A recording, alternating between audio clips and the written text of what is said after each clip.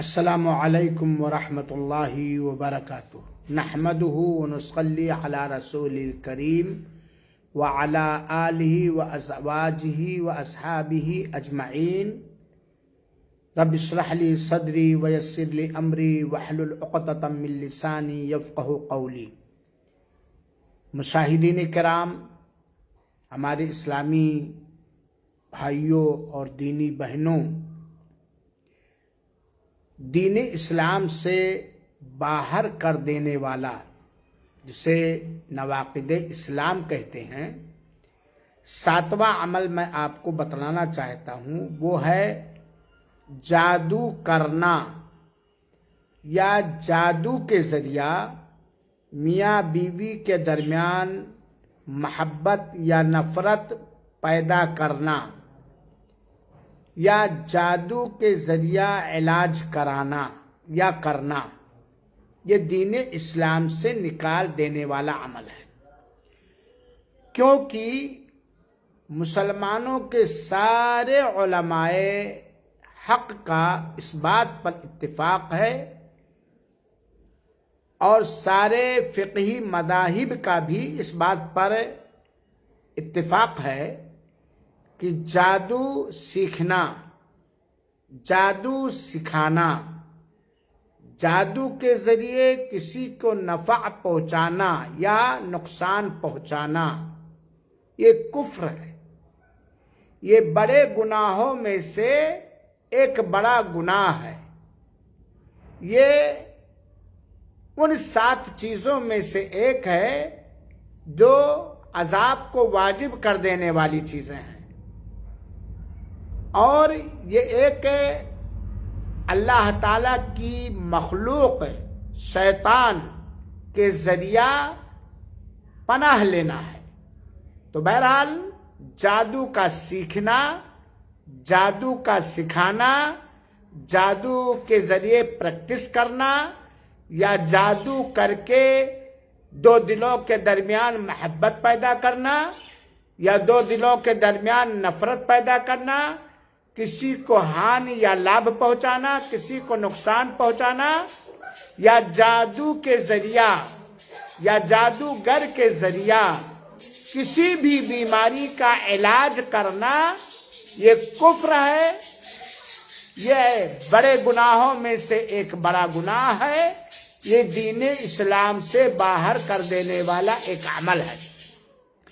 آج ہمارے سماج کے اندر یہ عمل رائج ہے، اور افسوس کے ساتھ کہنا پڑتا ہے کہ جادوی عمل کچھ ایسے لوگ بھی کرتے ہیں، پیٹ اور جیب کی پوجا اور بھرنے کے لیے، خواہشات نفس کی پیروی کرنے کے لیے، جو اپنے آپ کو مسلمان کہتے ہیں۔ کوئی سنی جماعت کہتا ہے، کوئی فلاں گروہ کہتا ہے، کوئی فلو۔ میرے بھائیوں، حلال چیزوں سے کسی اور حلال ذریعوں سے کسی بھی بیماری کا علاج کرنا، دوا کرنا، حلال اور جائز ذریعوں سے علاج کرنے والے کے پاس، یا حلال اور جائز چیزوں سے علاج کروانا جائز اور درست ہے۔ بھروسہ اللہ تعالیٰ ہی پر ہوگا کہ شفا دینے والا اللہ تعالیٰ، وَإِذَا مَرِضْتُ فَهُوَ يَشْفِينِ۔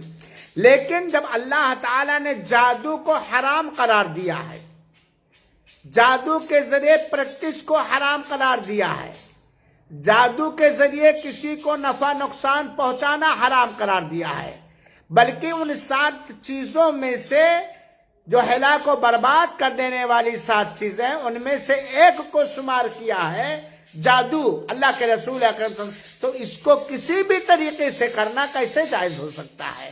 حرام و ناجائز ہے۔ چنانچہ جادو کے ذریعہ سے میاں بیوی کے درمیان محبت پیدا کرنا یا نفرت پیدا کرنا، یا جادو کرنا یا کروانا، یہ دین اسلام سے باہر کر دینے والے عملوں میں سے 7واں عمل ہے۔ لہذا پرہیز کریں۔ لاکھ بیمار ہوں، بچے برباد ہو جائیں، جگ برباد ہو، لیکن جادوگر کے پاس نہ جائیں، کاہن کے پاس، نجومی کے پاس، پنڈوا کے پاس نہ جائیں۔ اللہ تعالیٰ نے ذرا کھولو میرے بھائیوں، قرآن کریم کو کھولو، سورہ بقرہ کو دیکھو، آیت نمبر 120، آیت نمبر 120 دیکھو سورہ بقرہ کی آیت، کیا اللہ تعالیٰ نے فرمایا وَمَا يُعَلِّمَانِ مِنْ أَحَدٍ حَتَّى يَقُولَا إِنَّمَا نَحْنُ فِتْنَةٌ فَلَا تَكْفُرْ۔ سورہ بقرہ کے اندر اس کا بیان اللہ تعالیٰ نے کیا ہے، جس کا سادہ سا ترجمہ یہ ہے وہ دونوں بھی کسی شخص کو اس وقت تک نہیں سکھایا کرتے تھے جب تک کہ نہ کہہ دیں کہ ہم تو آزمائش ہیں، ہم تو امتحان ہیں۔ چنانچہ سارے علماء کا، چاہے جس فرقے کے ہوں، اسی مذہب کے ہوں، اگر وہ علماء حق ہیں، علماء ربانی، تو جادو کے ذریعے جادو کرنا، جادو سیکھنا، جادو کے ذریعے پریکٹس کرنا، جادو کے ذریعے کسی کو نفع نقصان پہنچانا، اس کو حرام اور ناجائز اور بڑا گناہ اور دین اسلام سے باہر کر دینے والے عملوں میں سے ایک عمل گنا ہے۔ لہذا اس سے ہمیں پرہیز کرنا چاہے۔ اللہ تعالی ہمیں جادوگر بننے سے بچائے، جادوگروں سے بچائے، جادو کے ذریعے فائدہ یا نفع پہنچانے یا فائدہ اور نفع پہنچانے کی کوشش کرنے سے بچائے۔ آمین۔ وآخر دعوانا ان الحمدللہ رب العالمین، والسلام علیکم ورحمۃ اللہ وبرکاتہ۔